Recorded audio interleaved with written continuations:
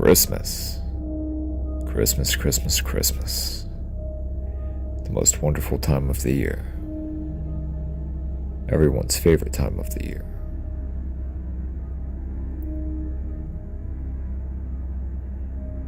Every single December, I would go take some time off and go to my nice little secluded cabin for a couple days, and then I would invite my family up for a nice get-together. It was the same as almost every year before. I would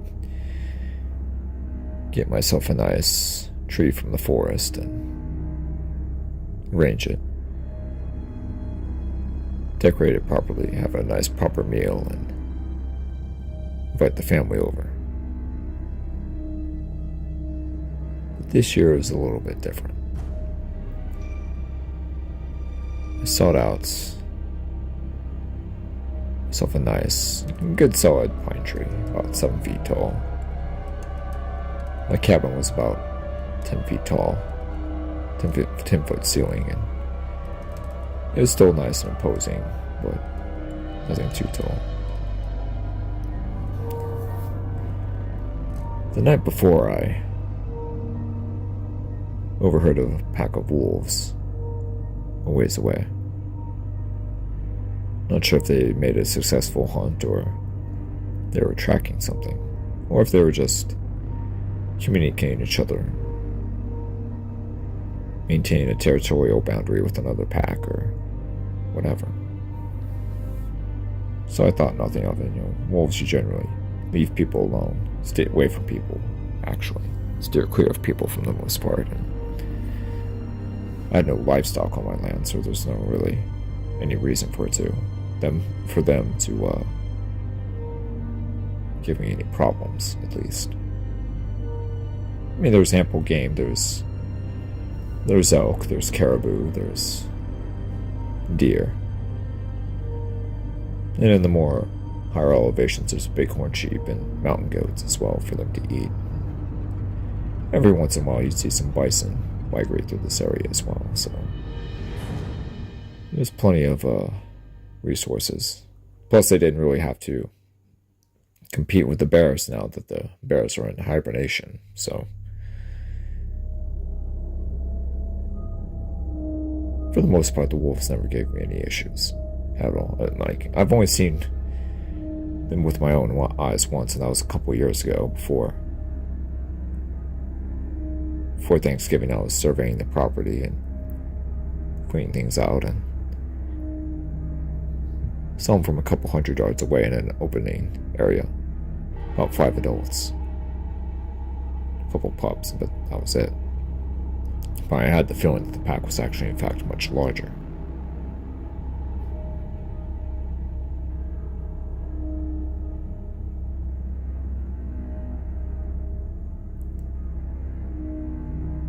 Just so happened that it's a decent night out. It was just really nice, crisp, clear, not a cloud in the sky.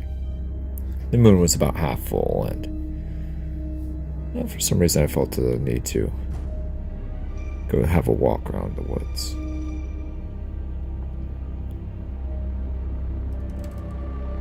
It's Christmas Eve, and be another hour or so before my family would be arriving. Packed up some things and went out for a walk. Some fresh snow on the ground. It's nice and crisp and cool. Not a savage, unforgiving cold, but just, in the mid to upper 20s. Just cold enough for there to be snow.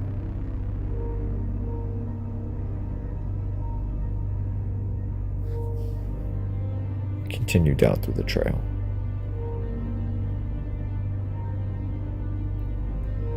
The trees seemed to be a lot thicker than usual this year, however. It seemed odd because I never noticed that it was primarily a mix of pine and deciduous trees in my property, but it seemed like the dead deciduous trees were sticking out more than usual. I hurried down the trail, and a couple 100 yards up, I noticed something just off the trail. It seemed like I couldn't quite make out what it was, so I got closer and closer.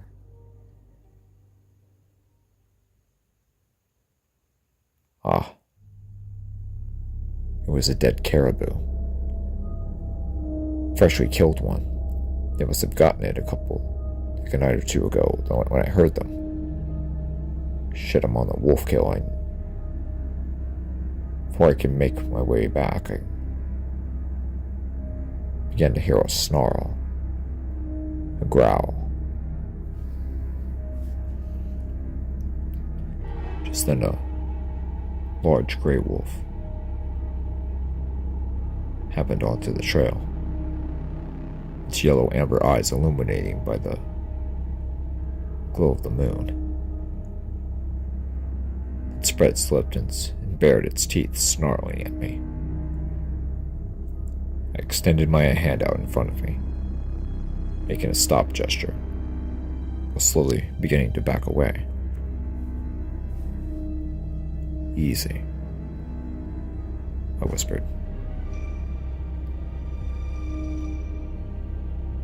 And two more came from the side. Then another popped up onto the caribou carcass, snarling. We continued to back away, slowly. "Easy, boys, easy," I said calmly. I was starting to shake a little bit in sweat, just a little. I knew that the pack was being territorial and they just wanted me to get away from the carcass. They weren't necessarily trying to kill me or eat me per se. "Easy, boys." They started to ease away a little bit, started to back down just a bit as I ventured further and further back away from them. "Easy, boys." A huge wolf, a huge, thick gray wolf, pounced from out of the forest, right in front of me.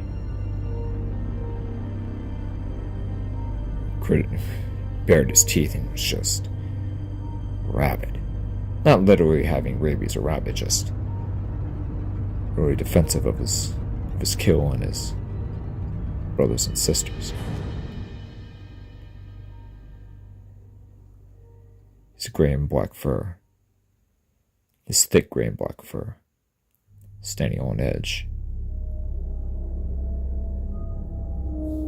His yellow amber eyes, staring right into me. "Easy, boy." I continued to back away,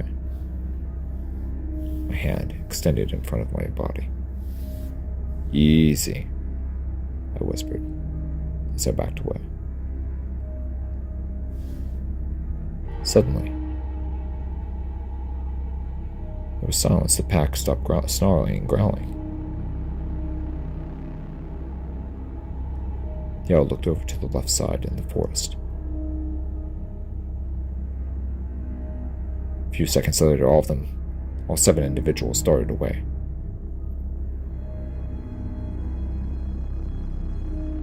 I mean, they were just gone.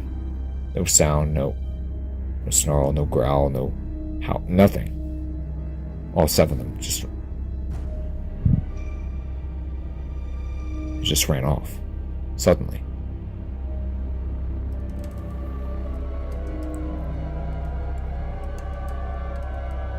I slowly looked toward the left side of the trail, to the forest, into the woods.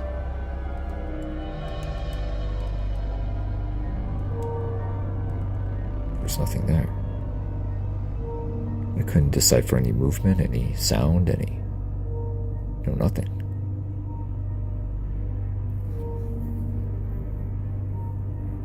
And then I noticed there was an eerie silence. There was no movement, no breeze, no insects, no No birds, no movement, no sound. It was a dead zone.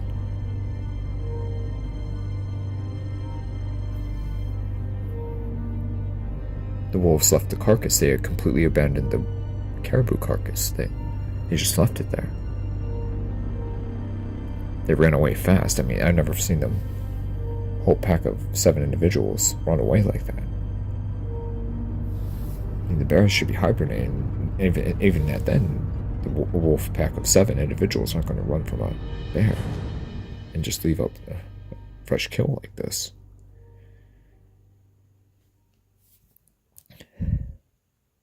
I stared into the darkness of the woods. Then I felt a sense of unease, a sense of fear.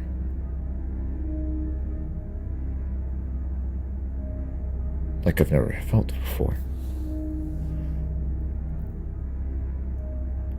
There was a sense of fear. I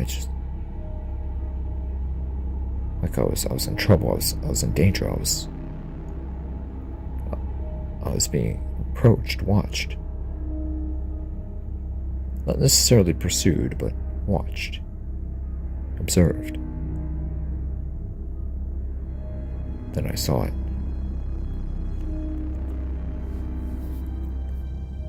Off to my left. Maybe 20-30 yards away. Was a pair of red eyes. Glistening and staring right at me.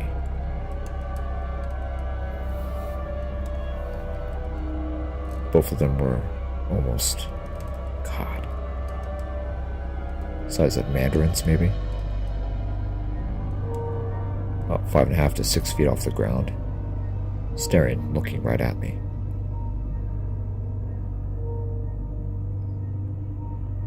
Oh no. I just remembered that there was a slope going down into the left side of the trail, and on a small hill, and that whenever it was looking at me, it was actually much larger. Maybe 7 feet tall off the ground.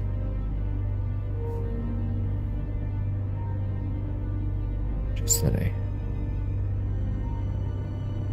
could hear the huffing, the breathing, the huffing and the puffing. You can visibly see the breath emanating from the creature, whatever it was. The beast. Deep huffing. It sounded similar to a bison, but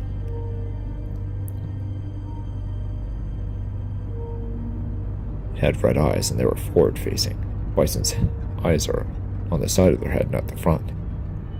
That's usually an adaptation that's geared for mammalian predators.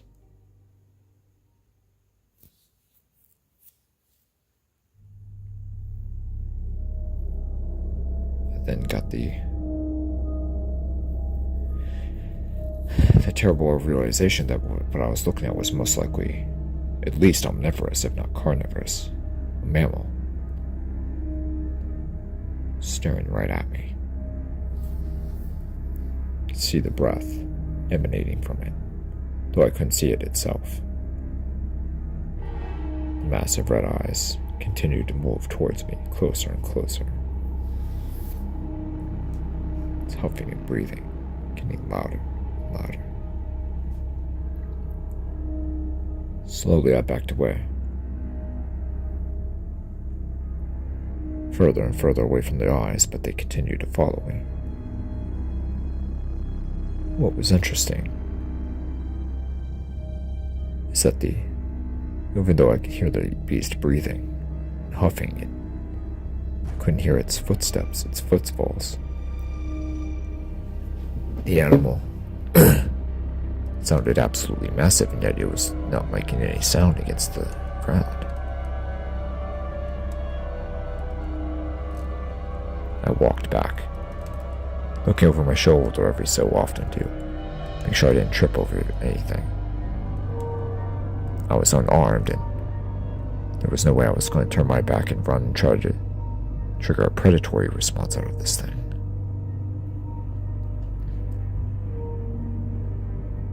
The coldness of the breath,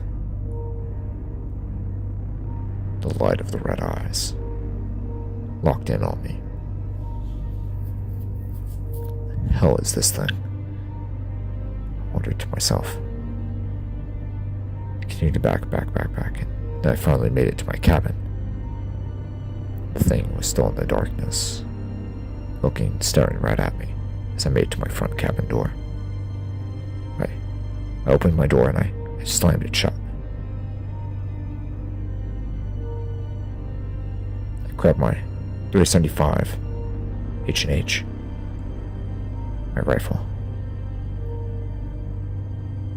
and I waited. I knew that it was the largest weapon, most powerful weapon I owned, and I knew whatever I was facing had to at least be as big as a brown bear, if not much larger. Then, with the campfire crackling in my chimney and my fireplace, I listened and I waited. There was absolutely no wind or breeze. There was complete stillness.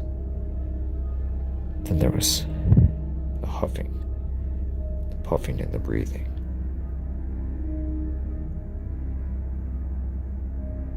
Then this enormous black hand didn't bust or break through the wood of the log cabinet, sort of just moved through or oozed through the wood, almost like you'd think a ghost would. The hand was just enormous, with long black claws, and the hand was almost bigger than my torso, if not bigger. Much bigger than my torso. Fuck, what is this thing? Jesus. I raised my rifle, but the hand reached over and actually unlocked and opened the door. Somehow I knew how to open it. There it was. A massive beast. A cross between a bison, a lion, and a saber-toothed cat, and maybe a bear. Large, protruding 6-inch fangs. No, maybe 8-inch fangs. Front fangs, and then the lower bottom were slightly smaller. The beast was completely black. Black lion's mane, black fur, black skin, a long snout. Well, had a midpoint between the length of it had the width of the thickness of a lion or a bear's snout, similar to a wolf's, but not quite. It's big, large black horns, similar to a bison, maybe. The beast opened its mouth. Its massive mouth, almost as wide as my doorframe. Its red eyes glistening in the night. Then it motioned downward. Its enormous black hand, there was a wild turkey. Next to it was a wild hog. A young male, not a trophy by any means, but still a good-sized hog, ideal age and size for eating and cooking. With my .375 raised, I turned my head and tilted my head in wonder and confusion. The beast smiled, looking down to the turkey and the hog. It pressed its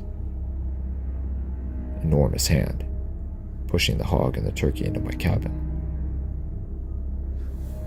Slowly, I began to go towards the dead animals. I checked the animals, and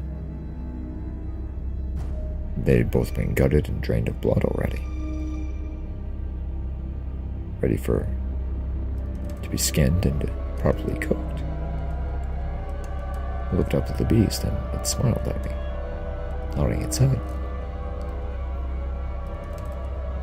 It raised its paw and gestured toward the dead animals, the dead hog and the dead turkey. It smiled and nodded its head and began to walk away. I looked back down at the turkey and the hog, and I looked back up and the beast was gone.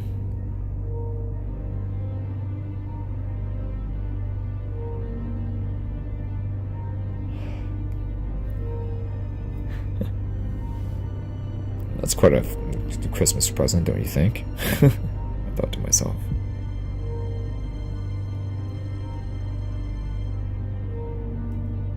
My family was going to come in a couple hours, and I still had time to prepare both of these. The night was still young. Thankfully, I was experienced in processing game animals, and I was able to get the job done. I began to cook them later that night, right as my family was arriving.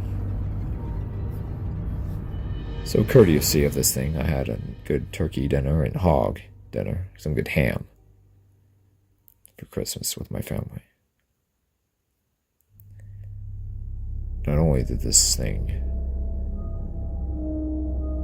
scare off a pack of wolves that could have been problematic for me, it also provided me with a nice Christmas meal, which I already had one planned out, but it just made my Christmas that much better. And for that, I'll always be thankful. Always.